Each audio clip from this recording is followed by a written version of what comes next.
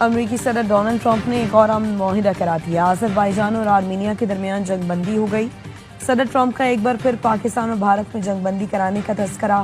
کہا دونوں ملک بڑی جنگ کی طرف جا رہے تھے۔ میں نے کہا لڑائی نہیں تجارت کرو، میں جنگیں نہیں چاہتا، امن اور تجارت چاہتا ہوں۔ آذربائیجان کے صدر نے کہا آذربائیجان اور آرمینیا نے جنگ میں بہت سال ضائع کیے۔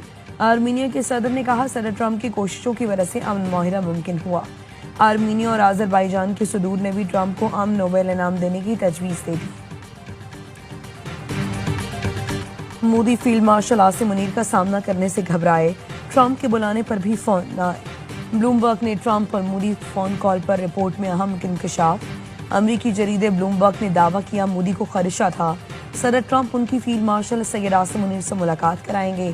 امریکی صدر اور بھارتی وزیر اعظم کے درمیان 17 جون کو 35 منٹ طویل گفتگو ہوئی، جس میں کشیدگی اور کھچاؤ کا آغاز ہوا۔ ٹرمپ مودی سے ملاقات کے بغیر کینیڈا میں G7 اجلاس سے واپس امریکہ آ گئے۔ مودی کو امریکہ آنے کی دعوت دی تو وہ کروشیا چلے گئے۔ فون کال کے بعد کوئی رابطہ نہ ہوا، تناؤ بڑھتا گیا۔ ٹرمپ نے بھارت کی معیشت کو مردہ کہا، روس سے تیل خریداری پر بھارت نے ٹیرف بڑھا کر 50% کیا۔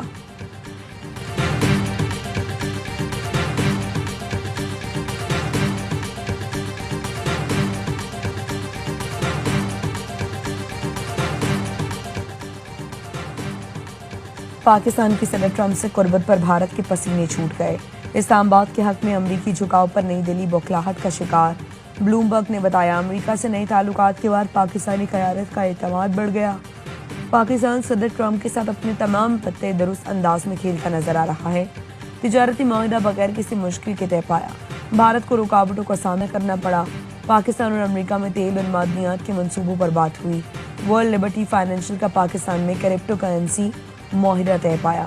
فیلڈ مارشل سید عاصم منیر کی وائٹ ہاؤس میں ٹرمپ سے سرپرائز ملاقات ہوئی۔ بھارت کو ایک اور جھٹکا، امریکی صدر کا ٹیرف پر بھارت کے ساتھ مذاکرات سے انکار۔ رپورٹر کے سوال پر کہا جب تک روس سے تیل خریدنے والا معاملہ حل نہیں ہوتا، امریکہ اور بھارت کے درمیان تجارتی مذاکرات شروع نہیں ہوں گے۔ اسرائیل کا غزہ پر قبضے کا اعلان، پاکستان کا شدید رد عمل۔ وزیر اعظم شہباز شریف نے غزہ کے غیر قانونی کنٹرول حاصل کا منصوبہ قابل مذمت قرار دے دیا۔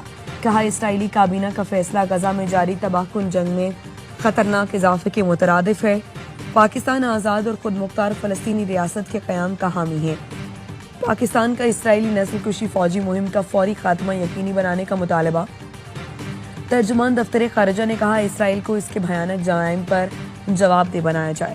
برطانوی وزیر اعظم کیئر سٹارمر نے بھی اسرائیلی حکومت کا فیصلہ غلط قرار دے دیا۔ کہا غزہ میں ہر روز انسانی بحران سنگین ہوتا جا رہا ہے۔ آسٹریلیا نے بھی غزہ پر اسرائیلی قبضے کے منصوبے کی مخالفت کر دی۔ آسٹریلوی وزیر خارجہ نے کہا اسرائیل غزہ پر فوجی کنٹرول کرنے کے راستے پر نہ جائے۔ ہالینڈ بھی اسرائیلی فیصلے کا مخالف۔ جرمنی نے اسرائیل کو فوجی ساز و سامان کی فروخت روک دی۔ غزہ پر قبضے کے اسرائیلی منصوبے پر اقوام متحدہ کو تشویش۔ رکن ممالک کی درخواست پر سلامتی کونسل کا اجلاس آج طلب۔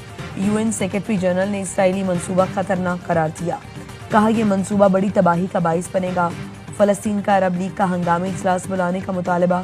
سعودی وزارت خارجہ کا کہنا ہے اسرائیل بھوک، ظلم اور نسل کشی کے جرائم کر رہا ہے۔ سیکیورٹی فورسز کا بھارتی حمایت یافتہ دہشت گردوں کے خلاف آپریشن۔ یوب کے علاقے سمبازا میں انٹیلیجنس بیسڈ آپریشن۔ فتنہ خارج کے 33 دہشت گرد ہلاک کر دیے۔ فتنہ خارج کے دہشت گرد پاک افغان سرحد پر دراندازی کی کوشش کر رہے تھے۔ سیکیورٹی فورسز نے مؤثر انداز میں دراندازی کی کوشش ناکام بنائی۔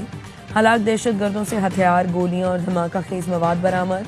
سیکیورٹی فورسز بھارتی حمایت یافتہ دہشت گردی کے خاتمے کے لیے پرعزم۔ بھارتی حمایت یافتہ دہشت گردی کا خاتمہ یقینی بنایا جائے گا۔ وزیر اعظم اور وزیر داخلہ محسن نقوی کا فورسز کو خراج تحسین۔ بلوچستان میں غیر ملکی اسپانسرڈ دراندازی جاری ہے، جس کے انسداد کے لیے ضروری اقدامات کیے جا رہے ہیں۔ ترجمان دفتر خارجہ کا بیان۔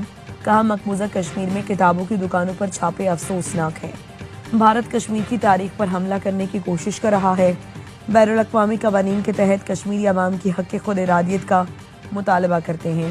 پاکستان نے غزہ کے مظلوم فلسطینیوں کے لیے 18ویں امدادی کھیپ بھجوا دی۔ وزیر اعظم شہباز شریف سے چیئرمین پی پی بلاول بھٹو کی ملاقات۔ पाक अमरीका ताल्लुकात और मुल्क की मौशी सूरत हाल पर तबादला ख्याल। दोनों रहनुमाओं का पाक अमरीका ताल्लुकात के फरोग पर इजहार इत्मीनान। जराए का कहना है पीपल्स पार्टी वफद ने मुल्क की मईशत की बेहतर सूरत हाल को सराहा। मुलाकात में नायब वज़ीर आज़म इसहाक डार, आसिफा भुट्टो, शरी रहमान, अता तारड़, राना सनाउल्लाह और दीगर भी मौजूद थे। बिलावल भुट्टो की सरबराही में पीपी वफद ने वज़ीर आज़म के कज़न के इंतकाल पर ताज़ियत की।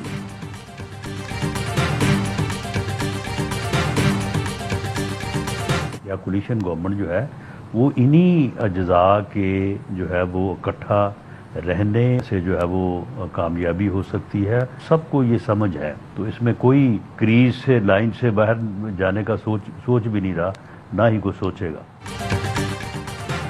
वज़ीर आज़म और बिलावल की मुलाकात में सियासी मामलात भी ज़ेरे बहस आए। सबको समझ है, कोई क्रीज से बाहर जाने का सोच भी नहीं रहा। वज़ीर आज़म के मुशीर सियासी उमूर राना सनाउल्लाह कहते हैं सुप्रीम कोर्ट ने अहकामात दिए, 8 अगस्त तक 9 मई मुकदमात के फैसले करें, किसी को सजाएं नहीं, बसंत तो अपील करें।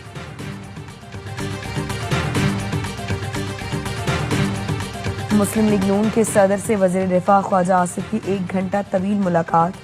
नवाज शरीफ का कहना था ख्वाजा आसिफ मेरे बेहतरीन दोस्त और मुश्किल के साथी हैं, हमने आसान और मुश्किल वक्त एक साथ काटा। नून लीग में सियासी वर्कर की अहमियत सबसे ज्यादा है। ख्वाजा आसिफ ने कहा पाकिस्तान जब भी मुश्किलात का शिकार हुआ तो नवाज शरीफ की सियासी बसीरत ने सहारा दिया, कल भी मुल्क को डिफॉल्ट से निकालने के लिए कुर्बानियां दी, आगे भी ये सफर जारी रहेगा।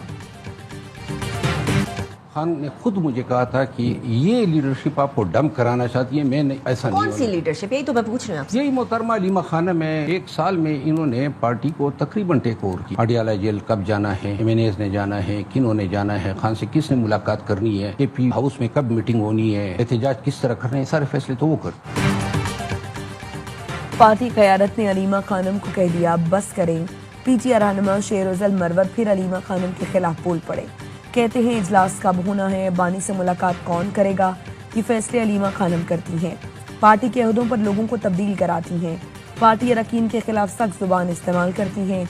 जुनैद अकबर ने बताया अलीमा खानम ने आपकी और वर्कर्स की तलाक कराऊंगी। ये वाज़ेह है कि बानी पीटीआई और वर्कर्स अलीमा खानम की मुदाखलत नहीं चाहते।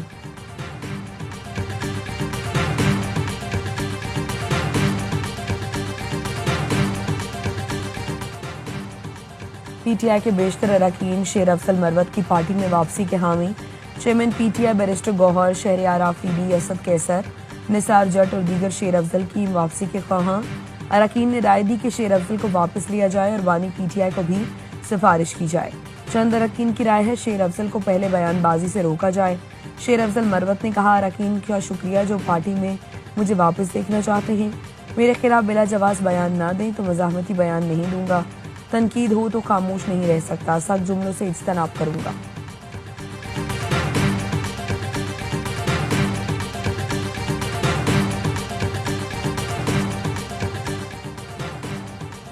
मार्का हक जश्न आज़ादी की तकरीबात जारी।